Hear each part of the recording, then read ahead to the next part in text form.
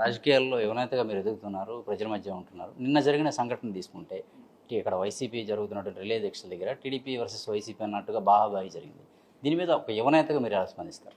అంటే ఇక్కడ ఒకటి సార్, ఇప్పుడు ప్రజాస్వామ్యంలో ఉన్నప్పుడు నిరసన అనేది తెలియజేయచ్చు, ప్రతిపక్షంలో ఉన్నప్పుడు ధర్నాలకు వెళ్ళొచ్చు. అది ఎవరు కూడా తప్పు పట్టట్లా. బోండమ్మ గారు నేను ఏం చెప్పారు ఎమ్మెల్యేగా ఉండి, ఈరోజు ప్రజలకు ఉపయోగపడేటువంటి బస్ స్టేషన్కి వెళ్ళి ఆ షెల్టర్ మొత్తాన్ని కూడా కబ్జా చేసేసి టెంట్లు వేసేసి అక్కడ ఓపెన్గా మైకులు, కూలర్లు, ఫ్యాన్లు అన్నీ కూడా పెట్టుకొని ఇష్టానుసారంగా ముఖ్యమంత్రి చంద్రబాబు నాయుడు గారిని, మినిస్టర్ నారా లోకేష్ గారిని ఇష్టానుసారంగా తిడుతూ రకరకాలుగా మైకుల్లో ఆ డిఎస్సి మీద అవకతవకలు జరిగాయని చెప్పి అసత్య ప్రచారాలు చేయటం, ఇవన్నీ కూడా వాళ్ళు ఏంటంటే ఒక నెగిటివ్ క్యాంపెయిన్ తీసుకెళ్తున్నారు.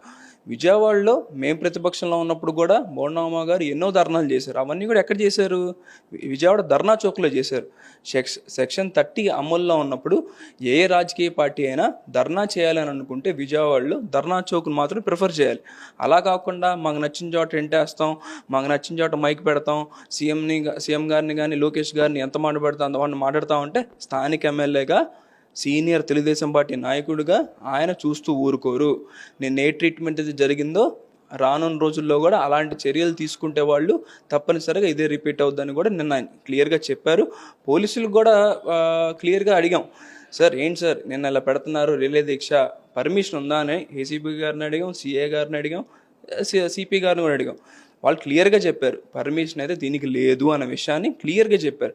మరి పర్మిషన్ లేకుండా వాళ్ళు ఒక బస్ స్టేషన్ మొత్తం కూడా కబ్జా చేసి ఆ విధంగా చేయడం అనేది తప్పు అనే ఉద్దేశంతో, ప్రజలకు అసౌకర్యం కలిగిస్తుందనే ఒక ఉద్దేశంతో బోండమ్మ గారు స్థానిక శాసనసభ్యులుగా ప్రజలు ఆయన వద్దకు ఆ సమస్య తీసుకొచ్చారు కాబట్టి వెళ్ళారు, దగ్గరున్న టెంట్ని తీపిచ్చారు, వెళ్ళి ధర్నా చౌక్లో మీరు చేసుకోండి, మాకు ఎటువంటి అభ్యంతరం కూడా లేదని తెలియజేశారు.